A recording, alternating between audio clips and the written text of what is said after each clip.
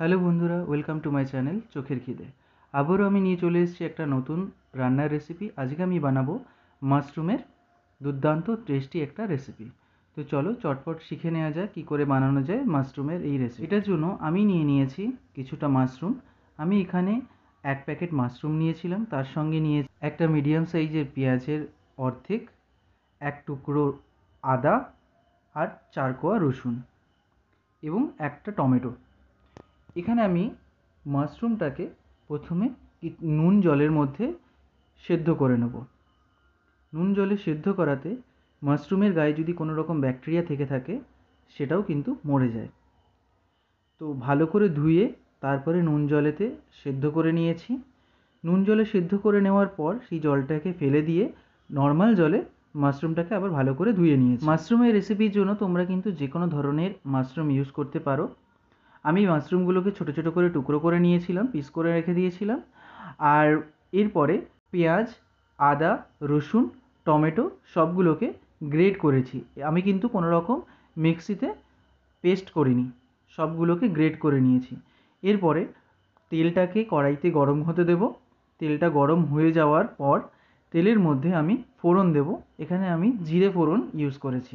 তো বন্ধুরা, যারা আমার চ্যানেলে নতুন, প্লিজ আমার চ্যানেলটাকে সাবস্ক্রাইব করে রেখো আর পাশে থাকা বেল আইকনটাকেও প্রেস করে রেখো। আর আমার রান্নার রেসিপিগুলো যদি তোমাদের ভালো লেগে থাকে তো অবশ্যই একটা লাইক করো।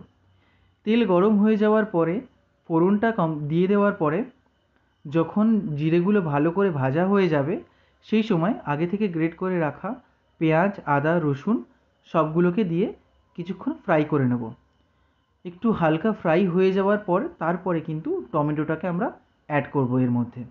টমেটোটা কিন্তু আমরা প্রথমেই দিইনি, আগে আদা, পেঁয়াজ, রসুন এই সবগুলোকে দিয়ে সেটাকে হালকা ফ্রাই করে নিয়েছি, তারপরে কিন্তু টমেটোটাকে অ্যাড করেছি। মশলাটা যতক্ষণ ফ্রাই হবে সেই সময়ের মধ্যে অপর দিকে একটা বাটিতে আমি 1 চামচ লঙ্কা গুঁড়ো নিয়েছি, 1 চামচ হলুদ গুঁড়ো, 1 চামচ জিরে গুঁড়ো আর 1 চামচ ধনে গুঁড়ো এই সবগুলোকে একসঙ্গে মিশিয়ে তার সঙ্গে সামান্য পরিমাণে জল দিয়ে একটা ব্যাটার তৈরি করে নিয়েছি। জলের পরিমাণটা খুব বেশি দিলে হবে না, খুব অল্প সামান্যই জল দিয়ে রাখতে হবে।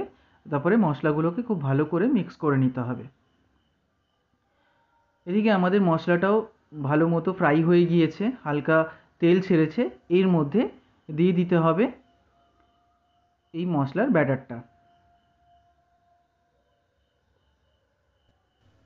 এরপর মশলাটাকে আরও 5 মিনিট মতো ফ্রাই করতে হবে, ভালো করে একটু কষিয়ে নিতে হবে।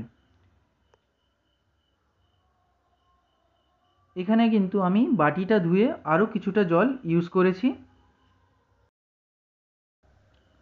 মশলাটা যখন খুব ভালো করে কষানো হয়ে যাবে এবং তেল ছেড়ে দেবে সেই সময় মাশরুমগুলোকে এর মধ্যে অ্যাড করে দিতে হবে।